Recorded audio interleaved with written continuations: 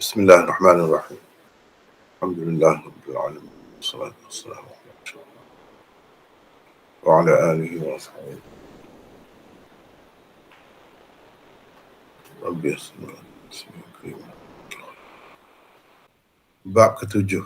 Malam ni insya-Allah kita akan bincangkan bab ketujuh. Masih lagi di bawah Kitab At-Taharah. Di bawah bab ketujuh ni ada hadis yang ke-15. Ada hadis yang ke-15. Yang sebelum itu kita dah bincang. InsyaAllah malam ni kita akan bincangkan bab ketujuh dengan hadis di bawahnya. Bab karahiyatil kalam indal khala'. Bab larangan bercakap ketika membuang air. Wa bihi qala haddatsana Ubaidullah bin Umar ibni Maisarah. Qala haddatsana Ibn Mahdi. Qala haddatsana Ikrimah bin Ammar an Yahya bin Abi Kathir an Hilal bin Iyad. Qala haddatsani Abu Sa'id قال سمعت رسول الله صلى الله عليه وسلم يقول لا يخرج الرجلان يضربان الغائط كاشفين عن عورتهما يتحدثان فإن الله عز وجل يمقت على ذلك. قال أبو داود هذا لم يسنده إلا عكرمة بن عمار. Ubaidullah bin Maisarah meriwayatkan kepada kami, kata Imam Abu Daud, katanya Ibnu Mahdi meriwayatkan kepada kami, katanya Ikrimah bin Ammar meriwayatkan kepada kami daripada Yahya bin Abi Kathir, daripada Hilal bin Iyad.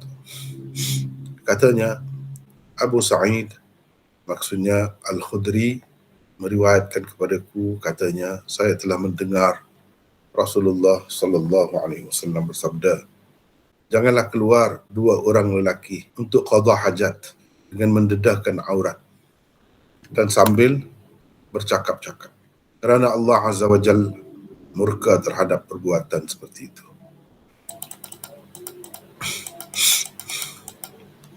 Abu Daud berkata, tidak ada orang lain yang mengisnadkan hadis ini kecuali Ikrimah bin Ammar.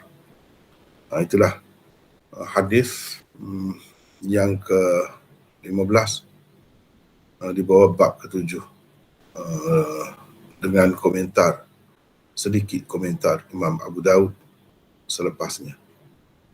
Itulah bab yang kita akan bincangkan malam ini. Bab karahiyatil kalam indal khala'. Seperti mana biasa di dalam kitab-kitab hadis, selalu tajuk tu dibuat menggunakan perkataan karahiyah. Satu perkara yang perlu terlebih dahulu kita semua ingat, bahawa istilah karahiyah itu berbeza dalam penggunaan ulama mutaqaddimin dan mutaakhirin. Kalau ulama mutaqaddimin, dalam penggunaan mereka, kalau kata karahiyah, boleh memberi macam-macam maksudnya. Bukan makruh sahaja. Bahkan sampai ke peringkat haram pun boleh berlaku, boleh jadi.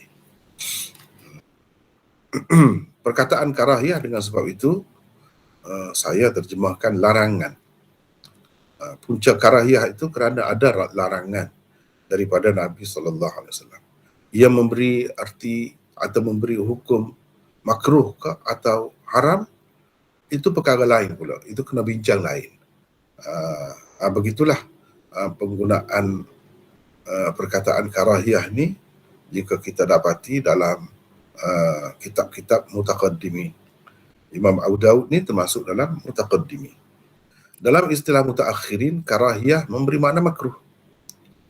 Dalam usul fiqh tu, makruh secara umumnya dibahagikan kepada dua, makruh tanzihi dan makruh tahrimi. Jadi bila kata makruh dalam istilah mutaakhirin ini, boleh jadi ia makruh tanzihi, boleh jadi juga ia makruh tahrimi, tetapi ia tidak memberi makna haram. Ia tidak memberi makna haram. Ikut mana-mana pun tidak memberi makna haram. Tapi dalam istilah mutaqaddimin, kena berhati-hati sedikit. Istilah dia tu lebih luas penggunaannya. Karahiyah juga digunakan untuk menyatakan keharaman sesuatu, bukan nak menyatakan karahah atau makruh sahaja. Boleh jadi dipakai di sesuatu tempat dengan arti haram, di tempat yang lain pula dipakai dengan arti makruh. Itu antara perkara yang perlu kita kena ingat. Baik. Larangan bercakap. Ini larangan ni kalau kita tengok di dalam hadis di bawah bab ni, iaitu hadis yang ke-15 ni. Larangan itu datangnya daripada Rasulullah sallallahu alaihi wasallam. Berpunca daripada Rasulullah sallallahu alaihi wasallam. Di mana? Itulah yang diriwayatkan oleh Abu Sa'id. Dia kata, aku dengar Rasulullah sallallahu alaihi wasallam bersabda, la yakhruj, mati jim. Oleh kerana kita sambung, nak baca sambung, kita bagi di bawah. La yakhrujir rajulani. Dengan makna larangan ini. Nahi, bukan nafi nahi. Ini makna fi'il nahi lil ghaib. Ada nahi lil hadir, biasanya nahi lil hadir, tapi tidak, ini nahi lil ghaib. Sebab dia dimulakan dengan ya itu. Ya, bukan tak. Kalau mula dengan tak, baru nahi hadir. Ini nahi ghaib. Dalam tasrif fi'il dalam ilmu saraf tu biasanya yang disebut ialah nahi hadir, la takhruj, gitu. Tapi ini bukan mula dengan tak, mula dengan ya. Ini orang panggil nahi lil ghaib. Tapi makna larang lah juga. Sebab itu kita terjemah, cuba kita perhati ni, janganlah. Janganlah. Jadi jangan ini larang. Kata yang menunjukkan larang lah. Kalau tidak boleh keluar, tidak boleh. Dua orang lelaki keluar, dia tidak bagi matilah. Dia tidak mati. La yakhruj gitu, tidak. Tapi la yakhruju. Baru la ni, kita pakai la nafi. Tapi kalau mati, fi'il mudhari' selepas dia ni mati, menunjukkan la ini bukan la nafi, tetapi la nahi. La nahi memberi makna jangan. Jangan. Atau janganlah. Kalau la nafi, tidak boleh. Begitu. Di sini, jim itu mati. Baik, kalau adalah dalam setengah-setengah riwayat, sebut la yakhruju ar-rajulani. La yakhruju ar-rajulani yadribani al-ghaid. Mungkin ada dalam setengah-setengah riwayat itu dengan marfu' lah, mana akhir fi'il itu, dengan marfu' akhir fi'il. Umpamanya kita boleh lihat, untuk mudah nak cari, kita tak ambil syamilah ni. Begitulah. Kalau kita kata la yakhruj atau la yakhrujir rajulan, bermakna jumlah ni jumlah insya'iyah. Sebab apa? Dia larang tu jumlah insya'iyah lah kalau dalam ilmu balaghah. Andaikan ada di dalam setengah-setengah riwayat itu jim ni tidak mati, yakhruju, maksudnya nafi lah. Ayat ni ayat nafi, la nafi. Maka ayat seperti inilah yang kita panggil, minggu lepas kita dah bertemu dah juga. Banyak kali akan bertemu. Bila bertemu tu saya akan sebutlah untuk mengingatkan balik apa yang kita dah belajar.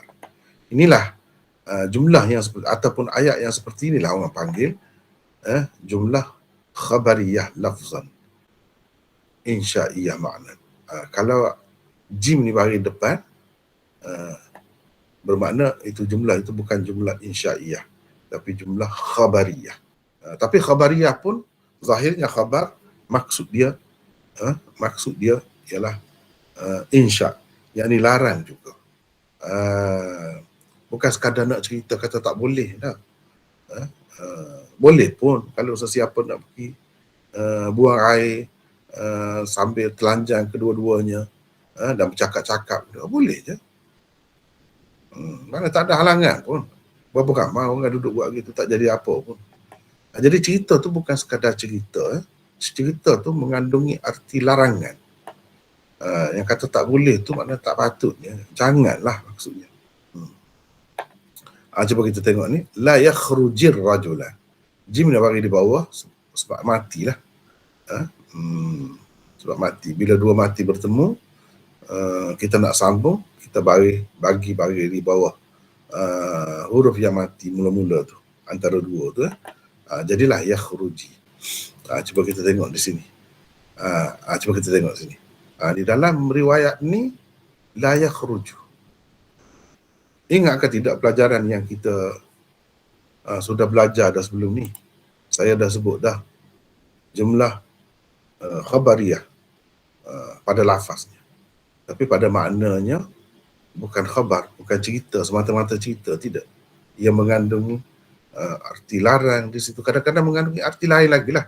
Bukan semestinya larang. Banyak lagi arti-arti lain yang termasuk dalam kategori insya itu.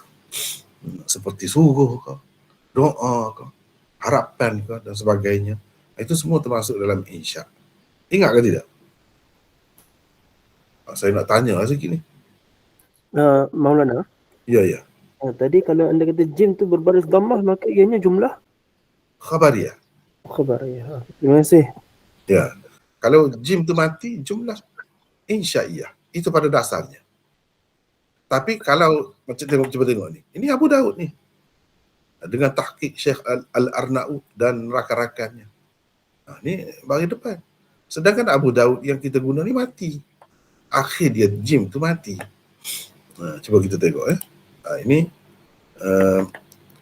badlul majhud. Di sini diberi baris juga. Ni bagi di bawah. Maksudnya matilah. Berbeza tu. Menunjukkan antara satu nuskhah dengan satu nuskhah yang lain itu berbeza-beza. Tapi kalau berbeza, menimbulkan masalah ke? Tidak. Kepada orang yang belajar betul, dia tidak akan berasa itu ada apa-apa masalah pun. Sebab apa? Kaedah tadilah. Sebab itu, nak memahami kitab ni semestinya dengan menggunakan kaedah. Bukan pergi orang Kelantan kata berjadar begitu. Tak boleh. Dia kena pakai kaedah. Jangan tinggal kaedah tu. Cuba kita tengok ni. Ini dalam Mustadrak Hakim. La yakhruju juga. Tengok dalam Sahih Ibnu Khuzaimah. La yakhruji pula. Ni mati pula di sini. Bagi di bawah tu sebab nak sambung je. Maknanya ini dipanggil baris yang mendatang, bukan sebenar. Untuk melepaskan dua huruf yang mati itu.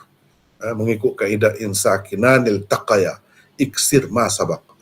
Jika dua huruf berturut-turut mati, maka bila kita sambung, kita kena bagi di bawah kan huruf yang mula-mula mati itu. Itu kaedahnya.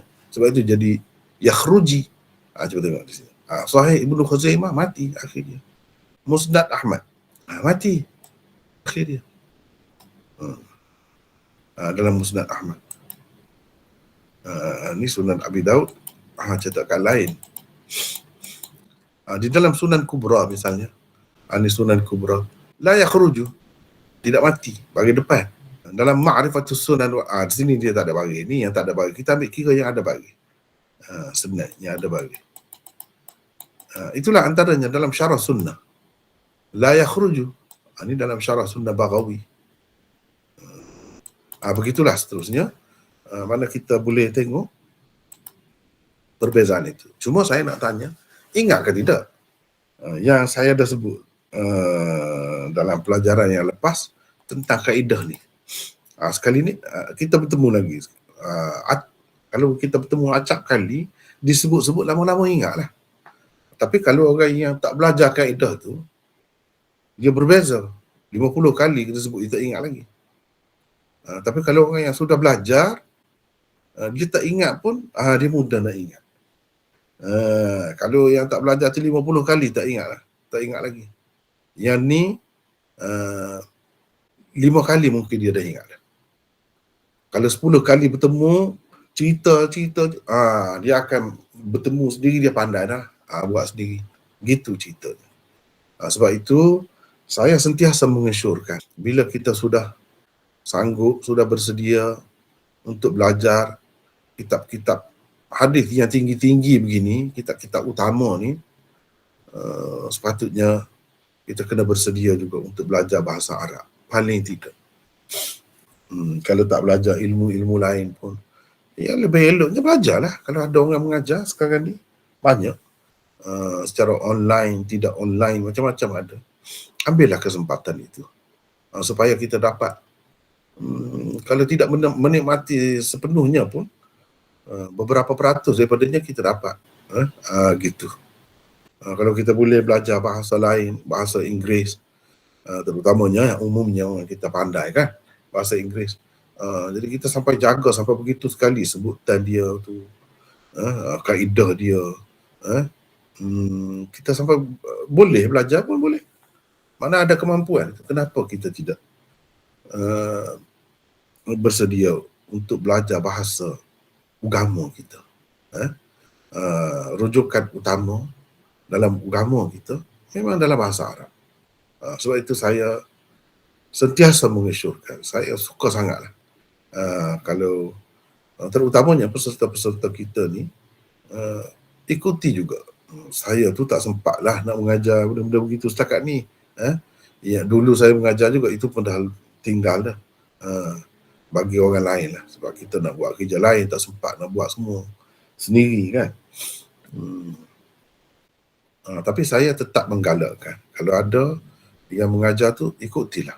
Baguslah tu. Baik. Ingat ke tidak? Ni kaedah. Kalau bertemu ni, kalau saya tak sebutlah tadi, baca ni, ingat ke tidak kepada kaedah tu? Saya nak tanya. Di antara kita ni, sebelum saya cerita tadi, kalau dia baca sendiri, dia nampak ke tidak benda tu? Mari ke tidak dalam kepala dia? Sila. Ada sesiapa boleh bagi? Sesiapa? Maulana, saya baru tahu hari ni. Hari ni baru tahu. Tak apalah. Sebelum ni tak dengar? Sebelum ni? Saya banyak terlepas kelas. Oh gitu. Maknanya kelas kita pun dah beberapa kali sebenarnya saya sebut. Tak apalah, siapa yang ada di sini saya nak tahu. Yang bila baca tadi sebelum saya cerita ni, dia dah terlintas. Dah terlintas. Ada seorang kau dalam ramai-ramai ni terlintas. Secara jujur lah, secara jujur. Dah ramai kah? Tak ada seorang pun terlintas. Kalau dah saya sebut tu memanglah, kalau dah belajar tu memanglah dia akan nampak lah. Apa nama Maulana? Ya. Selalu yang saya terlintas lah. Kalau saya bukan tentang la yakhruji atau la yakhruju, tapi tentang misal kata contoh satu matan, wa huwa ahadul kadhibin amma wa huwa ahadul kadhibain. Sebab dia tak ada baris. Jadi tak tahu sama ada bacaannya kadhibin ataupun kadhibain. Macam tu lah. Itu saja. Dari segi kaedah ni. Kaedah yang insyaiyah dengan khabariyah. Ada kata lintas sebelum saya sebut tadi. Okay. Sesiapa lah. Ada. Ni ramai kita ni. Kalau nak kira kadang-kadang kalau masuk semua ramai lagi. Tapi masing-masing ada hal lah. Orang tua belajar memang begitulah. Ada? Tak ada ya? Tak ada Maulana. Bila Maulana, bagi saya lah, kalau bagi saya bila Maulana sebut tu baru teringat balik semula. Jadi memang bagus juga sebenarnya Maulana sebut 2-3 kali berulang kali ni supaya boleh ingat lah, boleh ingat. Kalau sekali sebut tu faham dah, tapi tak semestinya boleh ingat. Bagi saya boleh lah. Ingat, boleh ingat satu, apabila bertemu yang lain pula, kita dapat boleh kata ke ini masuk di bawah kaedah tu. Kalau yang kita sudah bincang dah, sudah dicerita dah, mungkinlah kita faham itu. Yang lain, yang kita tak bertemu lagi, itu kita nak. Orang yang belajar sungguh, hadis yang belajar secara formal semua, sepatutnya dia boleh benda-benda begitu. Atau dia ada kemampuan, bila dicerita, dia rapat. 2-3 kali dia ingat. Gitu. Sepatutnya begitu. Tetapi untuk umum ni, tak faham begitu pun tak jadi masalah. Boleh belajar pun hadis. Tidak kata syaratnya begitu. Maksud saya, orang-orang yang sepatutnya nak jadi ahli hadis betul lah. Apalagi kalau nak kata pakar tu, dia mesti. Mestilah. Dia kena tahu benda tu.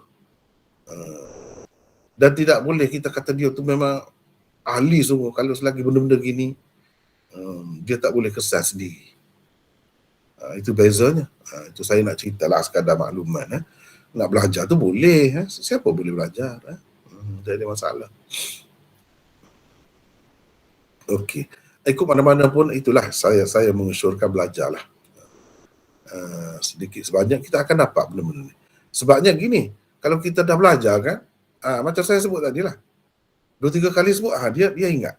Contohnya Saleh, sahabat kita ni, Saleh ni, tentu dia belajar tu, dia mudah ingat tu. Memanglah benda-benda macam ni payah. Kadang-kadang orang dah belajar lama pun, dia tak perasan tu. Bila dia sebut baru, ya dia perasan. Kalau nak sendiri, itu agak sukar sedikit.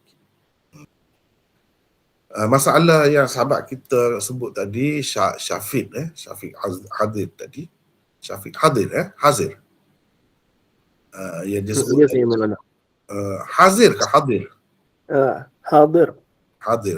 Syafiq Hadir ni pada mana Syafiq ni? Saya dari Shah Alam.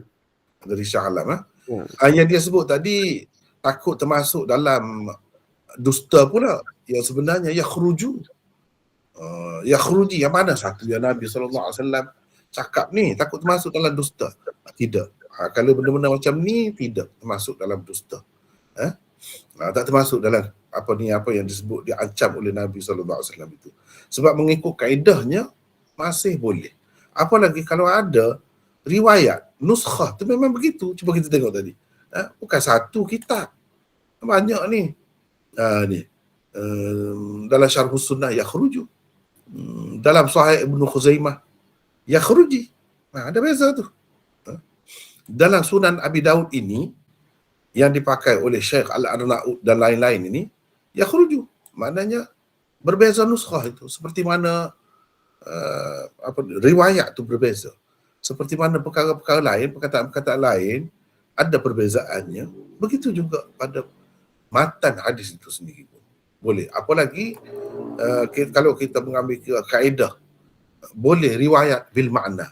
Dalam hadis ni boleh. Harus kita pakai riwayat bil makna. Lagilah luas. Ia tidak seperti Al-Quran. Kalau Quran itu memang lafaz dia tu diingat. Memang begitu. Hadis ni tidak. Selagi makna dia tidak lari, boleh. Apalagi kalau memang ada riwayat. Lagilah boleh. Sama sekali ia tidak termasuk dalam karahiyatil kalam indal khala. Larangan bercakap ketika membuang air besar ataupun air kecil. Di sini tidak sebut air besar atau air kecil. 97. Di dalam sesetengah nuskhah tersebut. Cuba tengok. Perbezaan nuskhah ada. Perbezaan lafaz hadis yang diriwayatkan itu dari segi baris dia itu memang ada. Tak jadi masalah itu. Tak jadi masalah. Tidak bolehlah kerana ada nuskhah-nuskhah yang berbeza ni kita nak meragui pula kitab ni. Ya ke ni kitab ni daripada Abu Daud ni. Tak sampai ke situ. Tak perlu sampai ke situ. Sebab nuskhah-nuskhah ni memang ada berbeza. Kalau kita seorang pengarang sendiri pun memang cetakan yang pertama mungkin lain. Bila cetakan yang kedua, dia baiki di tempat-tempat tertentu. Kan biasa berlaku gitu. Adakah semestinya yang pertama itu salah? Tidak mesti salah. dia salah tu mungkin ada juga dia baiki tu, tapi ada kalanya tidak kerana salah. Kerana bagi dia pengarang itu sendiri yang ni lebih baik lagi. Gitu. Jadi benda tu boleh berlaku. Dan Imam Abu Daud ni orang yang terima daripada dia hadis-hadis ni, bukan sekali, bukan satu saja kelas dia banyak kali mengajarnya. Boleh jadi dalam setengah-setengah orang penyalin daripada dia tu begini tulisnya. Penyalin yang lain pula tulis begini. Sebab kedua-duanya memang boleh, tidak salah pun. Sebab itu kita kata tadi, kalau kita terima yakhruju, bermakna jumlah khabariyah. Tapi khabariyah pun dengan makna insya juga. Dengan makna larang juga. Sama seperti larang juga. Bukan saja-saja Nabi nak cerita tu. Nak cerita begitu. Ada orang yang buat begini. Tak boleh buat begitu. Tak boleh. Bukan dia saja-saja nak cerita begitu. Kalau kata tak boleh sungguh, boleh pun ramai ada orang buat macam tu. Ada orang buat macam tu. Boleh pun. Kalau kita nak kira khabar, kalau nak pakai khabar ni antara dua. Sama ada dusta ataupun benar. Kalau orang yang belajar ilmu mantik, dia akan pergi ke situ. Al-khabar yahtamil as-sidqa wal kadhib. Khabar ni khabar ni boleh jadi benar, boleh jadi dusta. Jadi yang Nabi cerita ni agaknya dusta kot. Tu boleh pun. Dia kata tak boleh. Tak boleh tu macam mana maksudnya? Panah kah jadinya? Atau rebah situ kah? Pensel situ. Jadi kena sawai situ bila buat gitu. Tidak tu kita tengok. Macam mana? Kalau khabar, boleh jadi benar, boleh jadi dusta. Kita orang Islam sahaja yang kata, dan Nabi cerita betul lah. Dia cerita, tapi timbul juga kemusykilan. Tak boleh. Apa maksud tak boleh ni? Apa maksud tak boleh? Kecuali kita kata tak boleh tu maksudnya, dia larang lah. Janganlah buat begitu. Mudahlah, selesai masalah. Kalau kata dia larang, maknanya orang Islam tak boleh buat lah. Paling tidak, paling ringan pun makruh. Makruh tu tak bagus lah. Kalau nak yang lebih baik, jangan begitu. Kalau kita kata haram, beratlah. Maknanya Nabi SAW telah mengisyaratkan kepada kita bahawa perbuatan seperti itu haram. Haram tu berdosa. Dosa tu ada kesan dia kepada kita. Kan? Kita senang tu nak terima. Tapi kalau kita semata-mata khabar, kalau kita cerita kepada orang kafir, dia kata tak boleh. Boleh pun aku buat, dia kata. Susah kita. Aku buat tak ada apa pun. Dengan kawan aku tu. Tak jadi apa pun. Dusta kamu kata tak boleh. Boleh pun. Boleh pun. Ni bukan cerita kamu boleh terbang ke tak boleh. Kamu tu bukan burung, orang. Dia kata kamu tak boleh terbang. Betul lah yang kata tak boleh tu. Yang kata boleh tu, dusta lah dia. Sebab kita boleh bukti, boleh tengok sendiri. Memang manusia tak ada sayap. Kecuali kalau naik kapal terbang. Itu bukan orang panggil terbang tu, naik kapal terbang. Burung, seperti burung tu terbang. Manusia ni boleh terbang ke? Tidak boleh. Orang yang kata tidak boleh, itulah yang betul. Orang yang kata boleh, itu dusta namanya. Kalau mengikut ilmu logik. Jadi kalau kita bercakap dengan orang kafir, dia boleh kata begitu. Nabi kamu dusta, kata dia. Apa nak jadi halangan kepada dia? Dengan sebab itu, dia ada kaedah.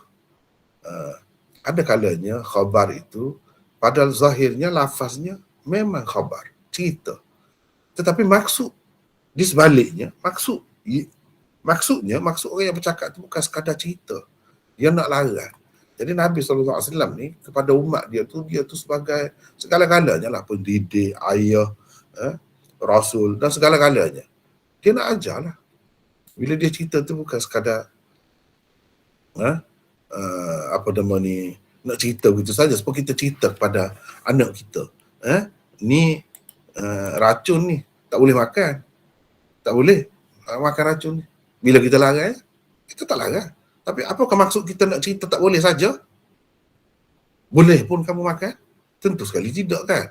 Maksud kita larang lah tu. Kamu jangan makan, kamu makan, matilah kamu. Kita tak kata begitu. Kita sekadar kata tak boleh. Sebab nampak dia pun tidak minat. Gitu-gitu saja kita sekadar nak bagi tahu kat dia. Ni racun ni tak boleh makan. Gitu je lah. Kita tak kata jangan makan. Kecuali kalau bila kita kata jangan tu, kalau dia nampak nak makan, barulah kita kata jangan. Ini seni bahasa. Seni bahasa. Baik, di dalam setengah nuskah tersebut indal hajah. Di tempat indal khala. Jadi indal khala ni dalam setengah nuskah indal hajah. Ketika hajat. Ketika qada hajat. Maksudnya. Di bahasa Arab ni ada buah-buah begitu. Bahasa mana-mana pun ada. Cuma ni bahasa Arab ni banyak sikit. Baik. Dia ada tukar tu perkataan. Tajuk bab ini juga dibuat untuk menyatakan adab dan apa yang menyalahi adab. Apa yang menyalahi adab ketika membuang air. Bercakap-cakap ketika sedang membuang air tanpa sebarang keperluan atau dalam keadaan darurat adalah menyalahi adab yang telah diajar oleh Rasulullah sallallahu alaihi wasallam. Hukumnya ialah makruh tanzihi. Hukumnya ialah makruh tanzihi, bercakap-cakap tu. Tetapi kalau di samping itu ada pula perbuatan jelik yang lain seperti mendedahkan aurat kepada satu sama lain, maka hukumnya tentulah lebih berat lagi. Ia sama ada haram atau paling ringan pun makruh tahrimi. Gitu. Jadi Imam Abu Daud nak cerita ni, ingat kitab ni kitab sunan. Kitab ni kitab sunan. Apa maksud kitab sunan? Kitab yang perbincangan utamanya ialah tentang hukum hakam dalam agama ni. Itu sunan. Hukum hakam dalam agama. Kemudian ada adab itu sampingan lah. Yang utamanya nak cerita hukum. Jadi bila Imam Abu Daud buat begini, dia nak cerita apa hukumnya? Bercakap-cakap tu. Ketika buang air, apa hukumnya? Adakah haram? Ataupun makruh? Kalau makruh, adakah makruh tanzihi? Atau makruh tahrimi? Dua perkara yang disebut ni. Di samping dedahkan aurat, bercakap. Kalau ada satu saja, apa hukumnya? Semua ni nak bincang tentang hukum sebenarnya.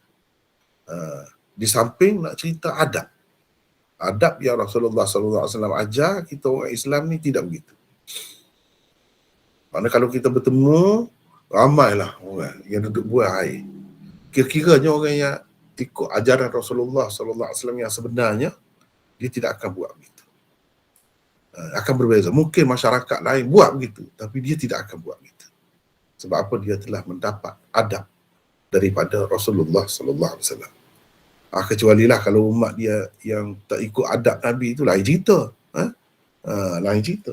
Dia tak ikutlah, dia jahil ke, dia tak mahu ikut ke, ataupun malas nak ikut ke, ataupun dia langgar. Dia tidak jahil, dia tahu, tapi dia buat je. Itu tidak mengikut adab Islam. Ini adab Islam yang diajar oleh Rasulullah SAW sendiri. Sepatutnya kita kena ikutlah. Bukan sekadar hukum, haram, halal, makruh saja. Adab tu pun kita kena jaga juga. Itu maksud Imam Abu Daud. Sama juga kitab-kitab sunan yang lain tu lebihnya, fokusnya kepada hukum hakam. Yang lain-lain tu ada juga, tetapi di situ penekanannya tidak sekuat terhadap hukum hakam. Itu bila kita sebut sunan, kena ingat gitu. Ini sunan Abi Daud. Itu yang Imam Abu Daud nak cerita ni di sebalik tajuk bab yang dia buat. Dalam tajuk bab ni, dia kata bercakap saja. Larangan bercakap. Dia tidak kata larangan bercakap dalam keadaan bertelanjang. Padahal dalam hadis ni sebut dua perkara ni. Dua perkara. Satunya, telanjang. Bila nak buang air tu tentulah dedah aurat. Masing-masing nampak pula. Buat tak tahu, dia senyum je. Sampai-sampai itu gelak-gelak kah? Kita kata, mungkin macam-macam lah boleh berlaku tu. Yang kedua, bercakap. Jadi ada dua perkara. Imam Abu Daud hanya sebut satu saja, bercakap. Padahal dalam hadis ada sebut 2. Dia tidak kata bab larangan bercakap dalam keadaan mendedahkan aurat, ataupun bab larangan mendedahkan aurat ketika buang air. Kalau tidak dedahkan aurat, nak buang air macam mana? Tak payah sebutlah tu. Mesti dah kena dedahkan aurat. Sebab dedahkan aurat tidak semesti orang nampak. Buka aurat. Jadi sebab itu Imam Abu Daud tidak masukkan itu dalam tajuk. Sebab ini nak buang air, sama ada air kecil pun mesti dah kena buka aurat itu. Cuba buka aurat tu, kalau di hadapan orang tengok, itu satu kesalahan. Apa hukumnya? Ni dalam keadaan tertentu dah bila buang air tu, terdedah aurat tu, bercakap pula. Ini dalam hadis ni sebut sampai Allah murka kepada orang tu. Allah tak suka sangat. Macam ni perangai orang. Tak suka. Murka. Yang kutu ni murka lah. Sama dengan marah. Allah marah. Allah tak suka macam ni. Jadi kita orang Islam ni, bila kata kita Islam, terikat lah. Maksudnya kita nak ikut lah. Kita bersedia nak ikut lah Allah dan Rasul tu. Jadi tidak sesuai sama sekali lah. Tidak patut sama sekali orang Islam tu buat kerja begini. Kalau dia buat tu maknanya dia telah meninggalkan sebahagian daripada ajaran Islam. Gitulah. Kita pergi kepada hadis. Ubaidullah bin Umar bin Maisarah. Ubaidullah bin Umar bin Maisarah meriwayatkan kepada kami. Ini siapa kata? Imam Abu Daud kata. Ada yang sebelum perawi yang mula-mula tu pengarang lah. Pengarang lah maksudnya. Macam kalau di sini Imam Abu Daud lah. Jadi maknanya ini guru dia. Dalam menerima hadis ni, Imam Abu Daud terima daripada dia. Ubaidullah bin Umar bin Maisarah. 98. Al-Qawariri Al-Jushami, maula mereka. Al-Basri. Kunyahnya ialah Abu Sa'id. Beliau seorang perawi thiqah, lagi teguh. Thiqah, lagi thabt. Meninggal dunia pada tahun 235 Hijrah.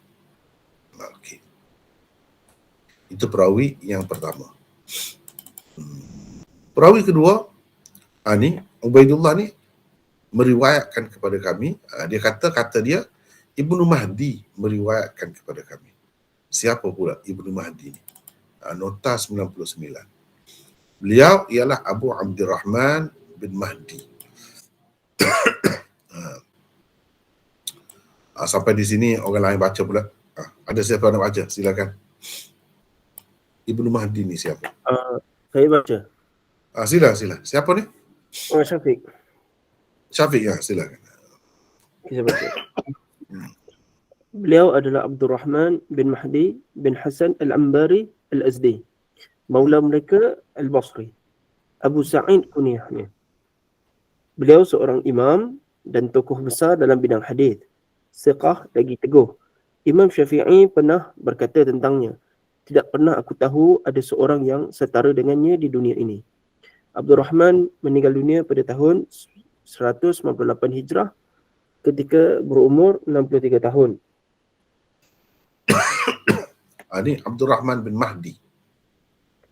Ibnu Mahdi itu maksudnya Abdurrahman bin Mahdi, seorang tokoh besar.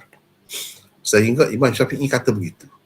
Tidak pernah aku tahu ada seseorang yang setara dengannya di dunia ini. Selalu kita bertemu dengan nama ini dalam kitab-kitab rijal.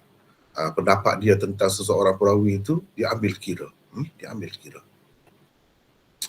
Menentukan seseorang itu dhaif ke, perawi sahih kuat ke atau macam mana. Ni salah seorang yang menentukan. Pendapat dia tu menentukan. 99. Katanya Ikrimah bin Ammar meriwayatkan kepada kami daripada Yahya bin Abi Kathir.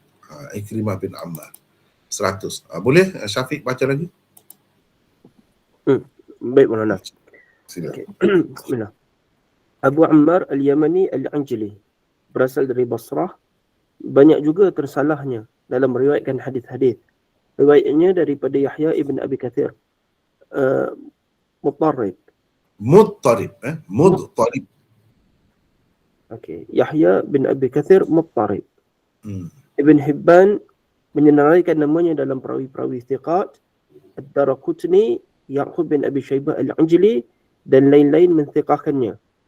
Abu Ma'in dan Ali Al-Madini pula mengatakan Ikrimah pada pandangan tokoh-tokoh kita, yakni ulama Rijal Hadith, adalah seorang yang thiqah lagi teguh. Ikrimah meninggal dunia di Basrah pada tahun 159 Hijrah. Tu Ikrimah bin Ammar meriwayatkan kepada kami daripada Yahya bin Abi Kathir. 101. Teruskan. At-Ta'i. Teruskan. Saya ada soalan Maulana. Ya. Tadi pada yang ke-100 tu, Abu Ammar Al-Yamani Al-Anjli tu, dalam ni dia kata dia banyak juga tersalahnya dalam meriwayatkan hadis-hadis. Tapi dia termasuk dalam thiqah lagi teguh. Macam mana pandangan? Itu pandangan masing-masing lah. Pandangan masing-masing. Pandangan masing-masing. Baik. Teruskan. Kita teruskan 101. At-Ta'i. Maulana mereka. Maula mereka. Abu Nasr kunyahnya. Seorang perawi thiqah lagi teguh. Tetapi beliau selalu juga melakukan tadlis dan irsal.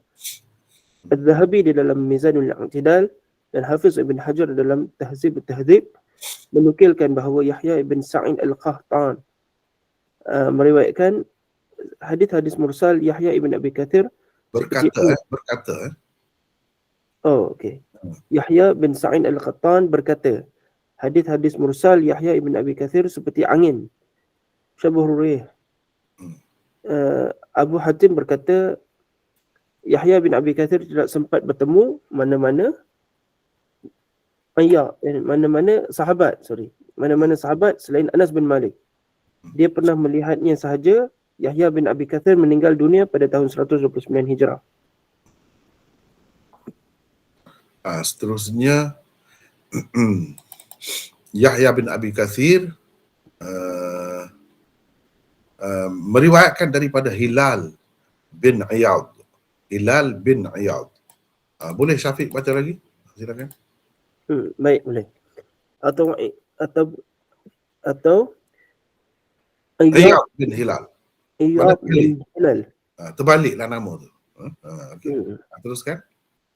Imam Bukhari di dalam tarikhnya telah menyebutnya dengan kedua-dua nama itu. Az-Zuhli dan Abi Hatim berkata, Hilal bin Iyad lebih hampir kepada yang tepat. Ibn Hibban di dalam kitab Al-Thiqat pula berkata, orang yang mendakwa dia Hilal bin Iyad memang telah terkeliru. Hafiz Ibn Hajar di dalam kitab At-Taqrib berkata, dia perawi majhul dalam tabaqah yang ketiga, hanya Yahya bin Abi Kathir yang meriwayatkan daripadanya. Sahaja. Okey, hanya Yahya bin Abi Kathir sahaja meriwayatkan daripadanya. Okey.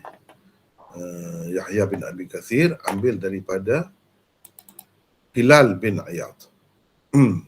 Katanya Abu Sa'id, yakni Al-Khudri, meriwayatkan kepadaku. Abu Sa'id Al-Khudri. Boleh baca lagi? Silakan. Boleh. Nama sebenarnya ialah Sa'ad bin Abi Malik bin Sinan Sa'ad bin Malik bin Sinan bin Ubaid Al-Khudri Al-Ansari Al-Khazraji. Abu Sa'id dan ayahnya adalah sahabat Nabi SAW. Pada hari perang Uhud, beliau dianggap masih kecil lagi. Tidak itu beliau tidak dibenarkan menyertainya. Kerana itu sepatutnya. Silap. Okay, saya ulang. Kerana itu beliau tidak dibenarkan menyertainya. Peperangan yang mula-mula sekali disertainya ialah Khandaq. Sebanyak 12 peperangan, yakni Ghazwah bersama Nabi SAW disertainya. Sebanyak 1170 hadis pula diriwayatkannya daripada Rasulullah SAW. Abu Sa'id Al-Khudri meninggal dunia di Madinah pada tahun 74 Hijrah. Meriwayatkan kepadaku, katanya, saya telah mendengar Rasulullah sallallahu alaihi wasallam bersabda, janganlah keluar dua orang lelaki untuk qada hajat dengan mendedahkan aurat dan sambil bercakap-cakap. Janganlah macam tu. Nabi kata janganlah macam tu. Itu tidak beradab, kira-kiranya gitulah. Sebab dia nak ajar adab ni. Baik, kita ada nota 104. Boleh orang lain pula baca sini? Silakan. Saya baca mana? Siapa ni? Syahizat. Syahizat, silakan. 104. Larangan yang tersebut ini tidak khusus dengan dua orang lelaki atau sesama lelaki sahaja. Ia juga merangkumi lelaki dengan perempuan atau sesama perempuan. Menyebutkan dua orang lelaki itu semata-mata untuk menyatakan bentuk yang paling ringan sahaja. Jadi ini termasuk kita kata perempuan pun macam tu juga. Antara perempuan dengan lelaki pun macam tu. Bahkan lebih teruk lagi. Ini kita pakai kaedah min babil aula. Dalam hadis ini Nabi sebut dua orang lelaki. Tapi apakah khusus dengan dua orang lelaki sahaja? Tidak, kita pakai kaedah min babil aula.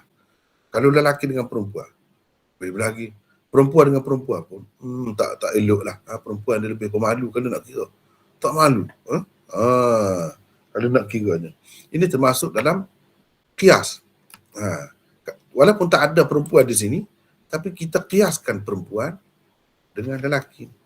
Atau kiaskan lelaki dan perempuan dengan dua orang lelaki yang disebutkan oleh Nabi ini. Sebab dari segi sama-sama tidak beradab lah, nampak teruk lah. Kias apa ni? Kias aulawi. Kias aulawi. Kadang-kadang yang disebut dalam nas itu satu saja. Wala taqul lahuma uff. Jangan kamu kata kepada ibu bapa kamu itu uff. Dia sebut yang ringan. Bukan bermakna yang lain. Macam mana kalau dia sepak, dia terajar mak dia, ayah dia. Bolehlah, ada Tuhan tak sebut. Tak ada dalam mana-mana ayat Al-Quran sebut. Jangan kamu terajar kedua ibu bapa kamu. Yang adanya sebut uff saja. Sama juga. Kita kata hukum untuk orang lain, untuk yang lebih teruk lagi. Tak boleh juga. Walaupun dalam Quran tak sebut. Sebab pakai kaedah qiyas aulawi. Itu dia panggil qiyas aulawi. Qiyas ni macam-macam pula. Kalau setara kata uff tu pun tak benar dah. Terajar tu lebih lagi lah. Ni kalau setara dua orang lelaki biasanya tak malu lah. Pun Nabi larang. Macam mana kalau lelaki dengan perempuan? Atau perempuan dengan perempuan? Lebih-lebih lagi lah dilarang. Tak semestinya Nabi sebut semua. Pandai-pandai kita lah. Tengok, fikirlah. Agama kita ni, agama ni untuk orang yang berakal, untuk orang yang berfikir, ada fikiran, fikirlah. Munasabah kah? Nabi yang begitu beradab nak kata perempuan dengan lelaki tak apa pula. Takkanlah macam tu. Ni nampak cara dia guna tu bijaksana dia. Takkanlah nak sebut belakang, nak sebut semua. Umur dia terhad. Dalam masa 23 tahun ya, segala-galanya nak disampaikan. Sebelum itu tidak dijadi rujukan pun perbuatan dia, amalan dia. Dan setelah dia diutuskan menjadi rasul. Jadi banyak perkara tu mestilah ringkas. Walaupun ringkas, sampai kita terima satu agama yang lengkap hari ni, sebab ada sumbangan masing-masing lah. Ulama ni faham gini. Sehingga jadi macam-macam ilmu dalam agama Islam ni ada. Pada hadis zaman Rasulullah semua tu tak ada. Sebab apa? Sebab umat ni fikir lah. Umat ni fikir tentang Quran, fikir tentang hadis, maka lahirlah macam-macam ilmu. Ini masuk dalam qiyas. Walaupun kita tak sebut di sini. Kita sebut gitu ya. Ia juga merangkumi lelaki dengan perempuan atau sesama perempuan. Menyebutkan dua orang lelaki itu semata-mata untuk menyatakan bentuk yang paling ringan sahaja. Yang paling ringan sahaja. Bukan nak cerita terhad setakat tu, dua orang tu saja yang tak boleh. Kalau sebaliknya tak apa. Atau kalau dua orang tu lain jenis tak apa. Tidak begitu. Sebab kalau kita pakai ilmu lain, ilmu usul fiqh, dia memberi makna begitu. Ini termasuk dalam bab qiyas. Kenapa ulama kata tak boleh juga, lebih-lebih lagi tak boleh? Sebab dia pakai qiyas. Qiyas tu hujah juga dalam agama. Gitu. Tapi pada dasarnya kita pakai Quran dan Sunnah lah. Tapi nak faham Quran dan Sunnah tu banyak alat-alatnya perlu digunakan. Barulah kita faham dengan baik, dengan betul. Baik. Kerana Allah Azza wa Jalla murka terhadap perbuatan seperti itu. 105. Boleh Syahizat baca lagi? 105. Perkataan al-maqtu diguna untuk menunjukkan kemurkaan Allah yang amat sangat terhadap orang-orang yang mendedahkan aurat di hadapan orang lain ketika membuang air sambil berbual-bual dalam keadaan itu. Para ulama menyimpulkan daripada hadis ini hukum makruh berbual-bual ketika membuang air. Kata mereka, perkataan murka Allah atau benci Allah tidak semestinya menunjukkan sesuatu perbuatan itu hukumnya haram. Kerana Nabi SAW telah bersabda, Abghadul halal talaq, bermaksud perkara halal yang paling dibenci, yakni dimurkai Allah, ialah perceraian. Hadis riwayat Abu Daud, Ibnu Majah dan lain-lain. Jadi gunakan abghad, bughd. Apakah memberi makna haram? Tidak. Walaupun perkara itu tidak disukai, tapi apakah memberi makna haram? Cerai itu haram? Tidak kan? Jadi begitu juga di sini bercakap tu memanglah dilarang, tapi mesti kamu beri makna haram? Tak mesti. Sebab itu ramai ulama mengatakan ia memberi makna makruh. Sebab bila kata murka, kau marah, kau benci, kau Tuhan benci, dia tidak mesti memberi makna haram tu. Tak mesti begitu. Contohnya, ni cuba tengok. Talak. Itu tidak haram. Boleh jika perlu. Memang ada jalan pun. Tapi ini dimurkai juga, tidak disukai juga, dibenci Allah juga. Baik. Teruskan Syahizat. Dalam keadaan ada keperluan atau darurat sememangnya diharuskan bercakap. Seperti seorang yang sedang membuang air, tiba-tiba ada orang mengetuk pintu tandas sambil bertanya, ada orangkah di dalam? Boleh saja dia menjawab, ada, misalnya. Apalagi kalau seorang yang sedang membuang air itu nampak orang buta yang sedang berjalan menuju ke arah gaung yang dalam. Tentu sekali dalam keadaan itu ia boleh menegurnya dan meminta supaya orang buta itu tidak meneruskan perjalanannya ke hadapan. Sebaliknya menyuruh dia hundur ke belakang. Sekejap ya Syahizat. Ada dua perkara ni. Keperluan atau darurat. Dua perkara, dua keadaan ini. Keperluan maksudnya hajat. Darurat, darurat lah. Bahasa Arab, darurat. Bahasa Melayu, darurat. Tapi kena faham istilah tu. Ini dua istilah. Dalam usul fiqh dibincangkan apa itu hajat, apa itu darurat. Hajat ini keperluan. Kalau tidak dipenuhi keperluan pun, tidaklah sampai mati kita. Tidaklah sampai kebuluran. Tidaklah sampai ke peringkat itulah. Tidak. Hajat ini perlu sahaja. Kita ada dah rumah besar, tapi kita perlu rumah. Kita nak. Kita ada hajat. Kita nak rumah lebih besar lagi. Itu hajat saja. Bukan darurat. Bukan darurat. Darurat, kalau tidak kita akan mati. Atau tidak kita pun orang lain lah mati. Ataupun terdedah kepada bahaya yang besar. Itu darurat dalam keadaan itu. Jadi kedua-dua keadaan itu memang boleh bercakap. Kalau darurat lebih-lebih lagi lah. Ada keperluan. Keperluan macam tadi. Kalau tidak dia ketuk lagi, dia tolak lagi pintu. Padahal kita duduk dalam, kalau kata ada, selesai kan? Sepatutnya. Jadi itu boleh. Itu keperluan itu. Kemudian orang buta tu nak jatuh kau, itu darurat tu. Itu darurat tu. Kalau dia jatuh kau, kalau tidak mati pun patah. Macam-macam dah, tergeliat paling tidak. Itu darurat. Jadi lebih-lebih lagi boleh.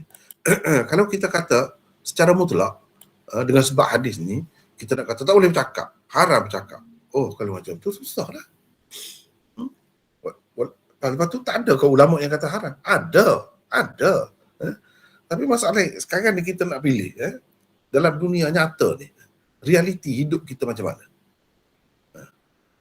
Kalau kita kata haram, mana berdosa lah. Cakap tu berdosa. Takkanlah dalam keadaan ada keperluan begitu pun berdosa. Agama ni sekejam itu ke? Itu benda ni. Itu fiqh. Kita kena luas. Jangan zahir sangat. Jangan pegang zahir sangat. Hadis ke Quran. Tengok. Biar munasabah lah. Biar munasabah. Kata Asy-Syaukani. Teruskan Syaizat. Kata Asy-Syaukani, larangan yang tersebut di dalam hadis ini disertai illat, yakni alasan larangan. Maka ia menunjukkan kewajiban menutup aurat daripada pandangan orang dan tidak bercakap-cakap ketika membuang air. Illat, yakni alasan kemurkaan Allah, menunjukkan keharaman melakukan begitu dan ia adalah sesuatu yang wajib dielakkan. Mana kedua-dua perkara tu memang tak boleh. Alasannya sebab Allah murka. Allah murka tu dengan ada dua-dua sekali tu. Gitu. Kalau satu saja, dia mesti lagi murka. Dua-dua tu. Murka. Alasan, dia bagi alasan. Kerana tu. Jadi kerana tu apabila ada dua-dua tu. Jadi dengan sebab itu dia kata tak boleh buat dua-dua tu. Haram buat dua-dua tu. Begitu. Kalau salah satu saja buat, itu belum tentu lagi. Okey, teruskan. Tetapi ada juga ulama berpendapat bercakap dalam keadaan itu makruh sahaja hukumnya. Antara perkara yang memalingkan larangan di dalam hadis itu daripada memberi hukum haram kepada hukum makruh ialah adanya ijma' tentang keharusan bercakap dalam keadaan tersebut dan ia tidaklah sampai ke peringkat haram. Jika benar dakwaan ijma' itu, maka bolehlah ia dijadikan hujah oleh orang yang menerimanya sebagai hujah. Namun agak sukar untuk diterima larangan itu hanya memberi hukum makruh sahaja dalam keadaan adanya illat berat yang disebut bersamanya. Demikianlah saringan dan kesimpulan daripada kata-kata Asy-Syaukani di dalam Nailul Awtar. Jadi yang kecenderungan Asy-Syaukani ialah kepada haram. Bukan makruh sahaja. Bila ada dua perkara tu. Sebab illat tu disebutkan illat bersama. Dan alasan itu haram tu, larangan tu kenapa? Kerana dua perkara tu. Itu kata kalau mengikut kecenderungan dia lah, begitulah. Tapi ramai ulama lain mengatakan tidak sebab ijma'. Jadi Syaukani pun tahu juga ada ijma' tu. Tapi kepada orang, jika benar dakwat satu, betul ke tidak ijma' dahulu? Betul ke tidak? Yang kedua, kalau betul ijma' tu, maka bolehlah ia dijadikan hujah oleh orang yang menerimanya sebagai hujah. Maknanya di kalangan umat ni tidak semua orang yang terima ijma' tu sebagai hujah dalam agama. Maksudnya ijma' seperti yang dipakai dalam usul fiqh itulah. Puak-puak zahiri tak pakai ijma' ni sebagai hujah dalam agama, kecuali ijma' sahabat. Kalau ijma' lain, tidak menjadi hujah. Kalau sabit pun ijma' itu, apatah lagi kalau tidak sabit. Tapi dia terimalah. Kalau orang yang kata hujah dah ada ijma', bagi dia mana ijma' ulama lah, ijma' mujtahidin. Okey, dia boleh pakailah. Maknanya bagi dia tidak haram lah, sekadar makruh. Sekadar makruh. Baik, kita tengok apa ni. Boleh apa ni Syahizat baca lagi? Boleh mana? Teruskan. Maulana Khalil Ahmad berpendapat tidak sukar menerima larangan daripada bercakap ketika membuang air itu hanya memberi hukum makruh sahaja. Kerana Rasulullah SAW mengaitkan murka Allah dengan kedua-dua perbuatan sekali. Maka tidaklah semestinya difahami adanya kemurkaan Allah dengan ada setiap satu daripada dua perbuatan tersebut secara berasingan. Sekejap Syahizat. Mengikut Maulana Khalil Ahmad Saharanpuri ni, dia kata kalau sebab Imam Abu Daud buat tajuk bercakap, larangan bercakap. Larangan tu memberi makna haram ke atau makruh. Bagi dia tidak sukar untuk kita nak terima larangan di sini hanya memberi makna makruh sahaja. Bercakap tu. Kalau kita nak kata haram, dua-dua tu, iyalah, dua-dua tu adalah murka tu. Tapi kalau satu saja kita nak kata ada murka juga.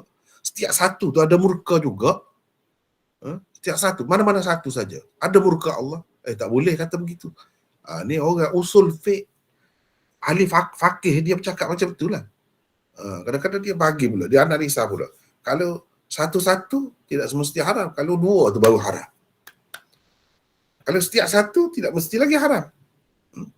Dedah aurat saja. Tak mesti lagi. Bercakap saja. Tidak mesti lagi bercakap ketika buang air. Itulah maksudnya. Tak mesti lagi haram. Boleh jadi dia makruh saja. Jadi bergantung kepada keadaan itu. Kalau dua-dua tu, ya. Memang ada kemurkaan Allah. Kemurkaan itu menyebabkan hukumnya haram. Tapi kalau satu, misalnya bercakap saja, kita belum boleh katakan haram tu. Kita sepatutnya kena kata makruh saja. Sebab apa? Sebab Allah sebutkan murka tu dengan ada dua perkara tu, dua perbuatan tu. Kalau salah satu, belum lagi. Apalagi kalau kita tengok banyak bukti-bukti yang lain menunjukkan tak apa pun. Bercakap. Tak apa bercakap. Mana tidak sampai dimurkai. Tidak sampai dimurkai. Yang kata murka tu kalau dua-dua tu. Lepas tu, begitu juga mendedahkan aurat. Dedahkan aurat tu tidak semestinya sampai ke peringkat murka lagi. Sebab ada bukti-bukti lain. Cuba tengok. Boleh baca lagi Syaizat, silakan. Boleh. Umat Islam sepakat tentang mendedahkan aurat, lebih-lebih lagi berbogel di hadapan orang lain itu haram hukumnya. Menambahkan bercakap-cakap pula setelah mendedahkan aurat ketika membuang air itu hanya untuk menampakkan keadaan lebih teruk dan lebih jelek semata-mata. Maka menyebutnya sebagai ilat sampingan tidaklah memberikan hukum haram juga kepada bercakap ketika membuang air seperti mana haramnya mendedahkan aurat. Alasannya ialah hadis Aisyah yang diriwayatkan oleh Muslim dan An-Nasa'i. Kata Aisyah, kuntu aghtasilu ana wa Rasulullah sallallahu alaihi wasallam in ina'in wahidin yubadiruni wa ubadiruhu hatta yaqul da'ili wa aqul ana da'li Wa aqulu ana da'li. Jadi ni pasal phone ni kan, baris dia tak berapa nyata ni. Kalau baris depan tu kadang-kadang tak berapa nyata. Tapi kalau kita buat dalam phone lain, mungkin nyata baris dia tu. Tapi ni saya suka ni sebab menarik juga. Cuba ni tak nyata. Sekejap saya tengok. Contohnya kita ambil phone ni. Traditional Arabic. Mana traditional? Traditional Arabic. Nyata. Nampak ke tidak tu? Ini baru 12 kalau kita buat saiz 14 lagi besar. Nyata. Ubadiru. Mana saya dah bagi depan dah situ sebenarnya. Cuma phone tadi tu dia tak nampak. Tapi kalau print mungkin nampak kalau print. Tak apalah. Kita balik asal. Teruskan. Bermaksud aku mandi bersama Rasulullah sallallahu alaihi wasallam, yakni dengan mencedok air dari bekas, yakni air yang sama. Berebut-rebut dia dan aku, yakni mengambil air dari bekas itu, sehingga dia berkata, tinggalkan, yakni juga airnya untukku. Aku juga berkata, tinggalkan, yakni juga airnya untukku. Ini adalah lafaz riwayat An-Nasa'i. Lafaz riwayat Muslim pula seperti berikut. Kuntu aghtasilu ana wa Rasulullah sallallahu alaihi wasallam min ina'in baini wa bainahu wahidin fayubadiruni hatta aqula da'li qalat wa huma junuban. Bermaksud aku mandi bersama Rasulullah sallallahu alaihi wasallam dengan berkongsi air dari bekas yang sama. Dia berebut-rebut denganku, yakni untuk mengambil air. Sehingga aku berkata, tinggalkan, yakni juga untukku. Tinggalkan juga untukku, kata Aisyah, dalam keadaan mereka berdua berjunub. Dua riwayat ini menunjukkan Aisyah dan Rasulullah SAW bercakap-cakap ketika sedang mandi. Dalam keadaan itu, biasanya aurat masing-masing akan terdedah juga kepada satu sama lain. Walaupun ia secara terang tidak menunjukkan aurat masing-masing terdedah atau tertutup kepada satu sama lain, namun begitu qarinah, yakni bukti keadaan jelas menunjukkan tiada hijab yang memisahkan mereka berdua dan tidak juga mereka berpakaian. Kerana tersebut di dalam sekian banyak riwayat, air yang digunakan oleh mereka berdua sedikit sahaja. Kalaulah mereka berpakaian, tentulah air yang sedikit itu tidak akan cukup kepada mereka. Kain yang dipakai akan menyerap banyak juga air. Sedangkan air yang sedikit itu digunakan juga untuk membasuh tangan dan beristinja. Mereka pula mempunyai rambut yang lebat. Rasulullah SAW bukan sahaja mempunyai rambut yang lebat, malah janggut dan bulu-bulu di tubuhnya juga lebat. Oleh itu, qarinah yakni bukti keadaan yang zahir menunjukkan mereka tidak berpakaian ketika mandi. Kalau dikatakan juga Nabi SAW tentu sekali memakai sesuatu seperti kain basahan, memandangkan sifat malunya yang begitu tebal, namun kemungkinan tidak berpakaian tetap ada dan tidak dapat dinafikan sekurang-kurangnya untuk menyatakan keharusannya. Tidak ada apa pun yang pelik jika diterima Rasulullah SAW dan Aisyah tidak berpakaian ketika mandi bersama-sama itu. Kerana tiada khilaf di kalangan ulama tentang keharusan suami melihat seluruh anggota isteri termasuk auratnya. Begitu juga sebaliknya. Tiada khilaf juga di kalangan ulama tentang keharusan tuan hamba melihat seluruh anggota hambanya yang perempuan termasuk auratnya. Begitu juga sebaliknya. Kalau dikatakan Nabi SAW, isteri-isterinya dan hamba-hamba sahaya perempuannya sentiasa berpakaian yang menutup aurat ketika berada bersama-sama, berarti masing-masing mereka haram melihat kepada satu sama lain. Tidak ada siapa pun berpendapat begitu. Sekejap ni semua ni saya ambil daripada kitab Syekh Khalil Ahmad. Ni Badlul Majhul. Ni semua ni kita ambil daripada kitab ini. Dan memang jelas menunjukkan pengarangnya ini seorang faqih. Bukan muhaddis biasa. Seorang faqih. Cuba kita tengok. Ni di awalnya. Lil Imam Al-Muhaddith Al-Kabir Al-Syekh Khalil Ahmad As-Saharanfuri. Kalau pengenalan tentang dia ni, biografi dia kalau kita baca, dia ni juga seorang faqih. Bukan seorang muhaddis sahaja, tidak. Tetapi seorang faqih. Jadi perbahasan macam tadi, kita boleh dapat daripada seorang faqih sebenarnya. Orang faqih lah yang faham benda macam dia, nampak benda-benda begitu. Sehingga mana kita dapat buat kesimpulan di sini, Nabi SAW dengan isterinya mandi bertelanjang kedua-dua.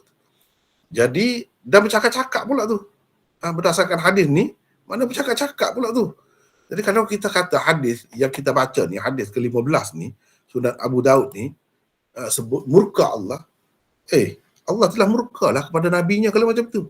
Adakah Nabi SAW, Nabi ni dimurkai Allah kerana sesuatu perbuatan ni? Itu benda tak masuk akal.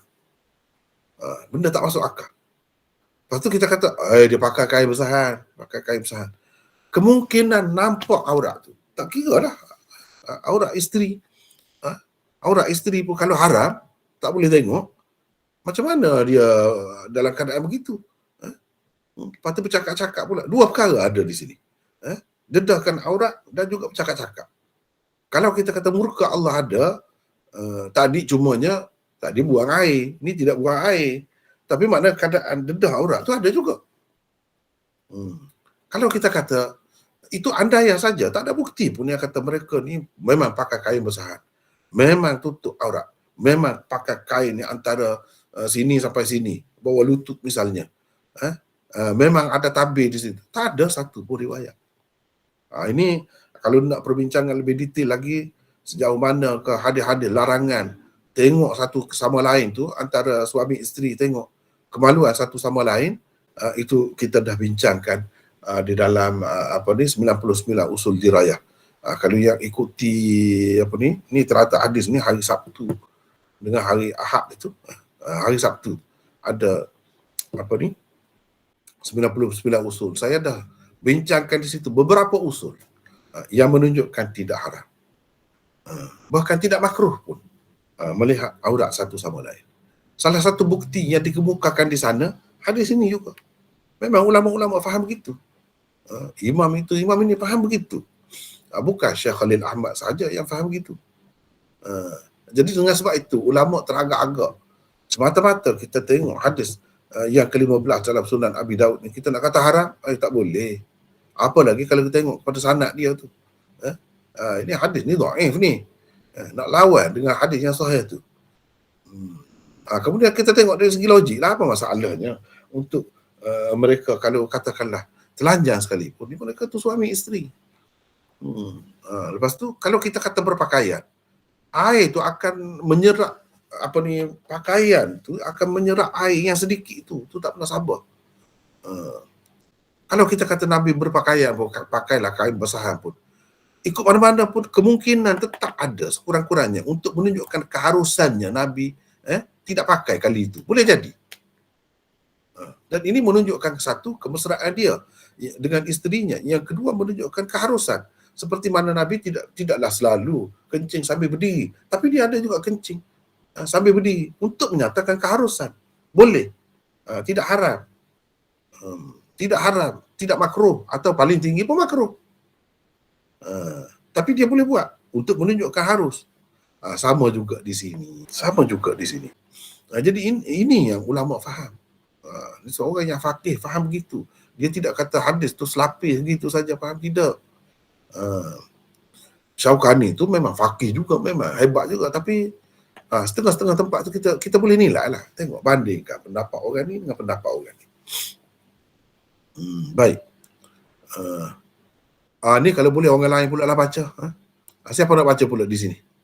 Sambung ni, takut penat sangat Syahizat. Silakan, siapa nak baca pula?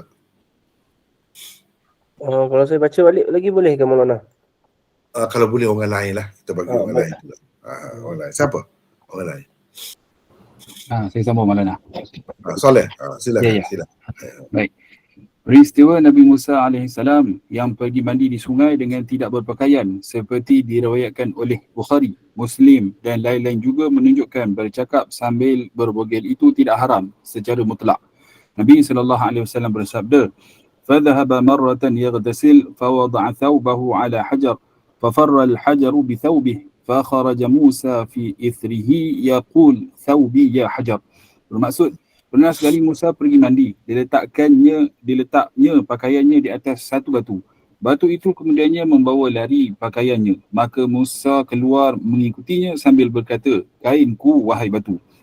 Dalam peristiwa ini, Nabi Musa AS telah bercakap dalam keadaan telanjang.